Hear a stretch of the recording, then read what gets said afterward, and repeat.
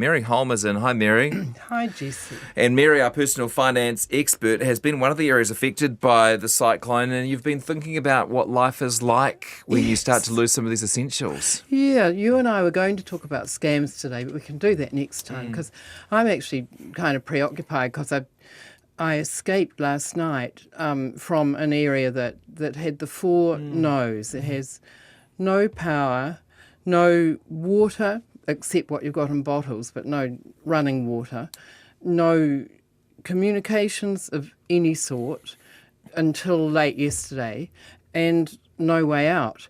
And so I'm sure a lot of your listeners are like that. I'm not saying I've had a hard time because I haven't.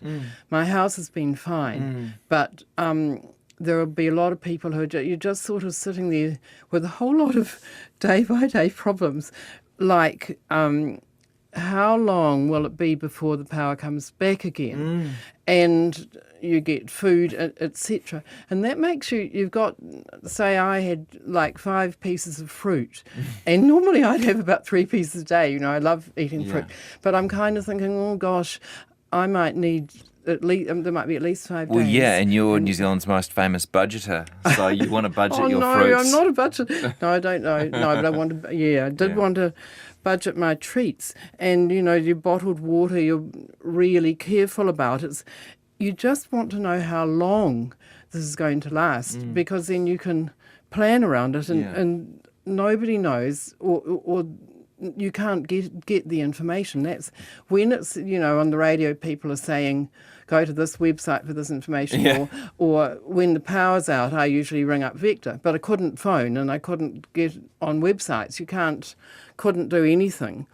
And so you're just sort of stuck. And fridge and freezer, now here's an issue that no one can really answer for you unless you know how long it's going to be before the power comes back on. Because if it's going to be, you know, a week or something like that, then you think, well, I better just dive into the freezer now, because I've got cooked food in there, you know, that I'd already cooked and put in little containers in there.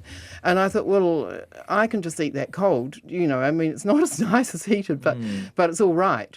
Whereas if I think, oh, you know, if the power's going to come on within the next 2 days, it'll all be okay. But if I open the freezer in the meantime and take 3 things out, that's let warmth in, and it's ruined the whole freezer load. But if I don't open it, you're trying to make wise decisions, but you don't have the information you need. That's right. And the very key information is how long will it be, especially before the power comes back on. And you've got, you know, it could be a day or 2 weeks. And in the meantime, the access in and out, when you go out walking around the neighbourhood, and it's lovely actually the way people talk way more than they normally do. Right. You see people and how it's are you? like lockdown, isn't it? Yeah, it look exactly like lockdown, except different information being exchanged. So people have got ideas, and you know, you hear that there's a place you can go and charge your cell phone. In fact, I, you know, heard before I lost all communication that a friend who has a batch out there had solar power. And so I could go and charge my cell phone. So I go and do that, and that's great. But then the cell tower's out, and so it's no good anyway. You kind of, whatever you do doesn't necessarily make progress for you. So in the whole fridge freezer thing, if you decide okay, I am going to open the fridge and grab some things because I think the power's going to be out for so long that I might as well at least enjoy what's there now. And then you think, oh, well, I won't open it for too long. So now what were the things I really want, and what shelf were they on so I can grab them really quickly? Yeah. It's all stressful. No water to flush the loo. Now, you know, at first that's not a big deal, and then suffice to say that after a day or two it is a big deal. And so I got some buckets and got in the car because it was a bit of a distance, drove to a little pond nearby and filled the buckets. And then I thought, oh, if I'm going to be driving back with this, it's going to just slop around and wet the car. So I sort of half emptied the buckets and drove at about 2 k's an hour along the road to get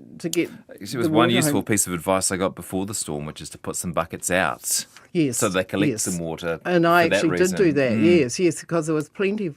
That's the irony of this situation for a lot of people. There was way too much water around. But then in my community, most people have got water tanks, huge amounts, overflowing like anything, but no electricity, so no pump to get the water out of the tanks, which is kind of an irony. Having no communications at all, too. I mean, I tried to key people to text them or phone them early on while I still had access to texting and emailing and say, look, I might go to the point where there's no communications at all. And then that did happen. And so you hope everyone says, oh, that's all right, we can't reach Mary, but it's no problem. But then you start wondering about people you care about, how are they? And it's, as a friend of mine said, it must be like being in pioneering days, when there was you had to write a letter to your parents to communicate with them. But we're so used to knowing way more about how one another are doing. And so the whole thing... And not knowing how long it's going to last. I mean, I feel silly saying this now because it lasted about 2 days for me. But if there'll be people listening where it might last a week or more, and you just don't know how long it's going to last, and so you're stuck in a kind of no man's You're not, land. if people have just tuned in, by the way, this is Mary Holm. You're not saying poor old me, but you're helping people to understand what it's like to go through this if they're not going through it themselves. I'm not saying poor old me at all because I'm very lucky and I got out very fast and not much damage, so I'm not poor at all. And and there's all these people that have lost houses in different ways.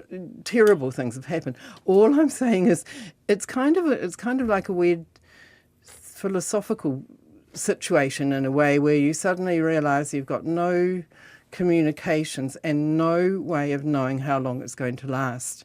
And that second thing is, it really does your head in. Yeah. I couldn't work because I didn't have any electricity. And I'm thinking, okay, here's your big opportunity to go through your wardrobe and sort out the clothes you don't want to keep, and all these things that I keep meaning to do and don't do. But I couldn't kind of concentrate. You had someone on earlier who said their brain was scrambled, and that's how I felt. You're stressed, you haven't slept well, because I was up mopping water on the terrible night, and then the next night I was just sort of worrying. And you can't kind of concentrate on things like clearing the wardrobe. You just kind of muck around. I did some reading, which was great. Thought I'll do a couple of crosswords. I had a few crosswords sitting around. Well, Jessie, I have to confess that I quite often cheat a bit with crosswords. If I can't get some of them out, I Google crossword solver, and I couldn't do that. and so you sort of, help. And all the times that when something comes up, you read something, you might hear something on the radio, you think, I want to know more about that. And you get online and Google it, and suddenly you couldn't. And you feel really sort of cut off from the whole world. And you must have must have been quite a relief when you actually managed to get somewhere where you had all this stuff again. Yeah, it was huge. It was interesting though, at first, on the first day or two, when you're out talking to other neighbours and people on the road, they're saying, look, we're not going to get out of here for days and days. There are huge slips and broken roads, and we're just not going to get out for a long, long time. Oh, okay. And then I don't know how they got so much stuff off the road, because I saw photos that people had, and I thought it would help that, that is going to take forever to clear. But then word comes through, some people are getting out.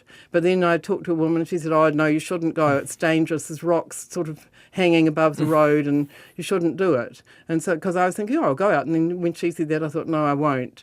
And then I meet a couple about my age with a younger daughter. And the daughter says, I've just driven in because I couldn't hear from Mum and Dad, wondered how they were. And I said, well, what was the road like? And she said, look, not too bad at all. So you're getting this conflicting... Yeah, and information doesn't flow in the normal way, of course. It's word of mouth and exaggeration and rumour and all that sort of stuff. Yeah, and you think, in normal life, if you hear rumours like that, you think, I'll go online and get the authority on it, you know. But you're and really just relying on your eyes and ears. yes, and the judgment of people you're talking to, and it's all, and you do little things like you've got one light switched on the whole time in the hope that if the power comes back, you'll know straight away because the power did go out and then came back for about 2 hours on Monday afternoon, and then it goes off again, and so anytime it comes on, you think, oh, this might be.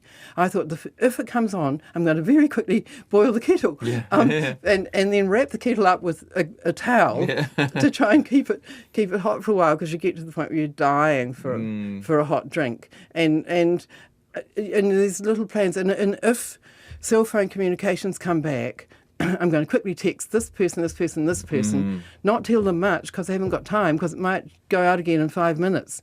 You know, so it's that not knowing how long something's come back for and when it's going to permanently come back, that it does scramble your brain, and you just, it's a very weird, uncomfortable, stressful feeling. We're pleased to have you safe, and thank you for communicating something that hundreds of thousands of New Zealanders will have been experiencing these last few days. Really appreciate it. And all the best to the people out there that are still going through the 4 no's, you know, no power, no communicate, etc. Thank you, Mary. Pleasure, Jessica. Mary Holm.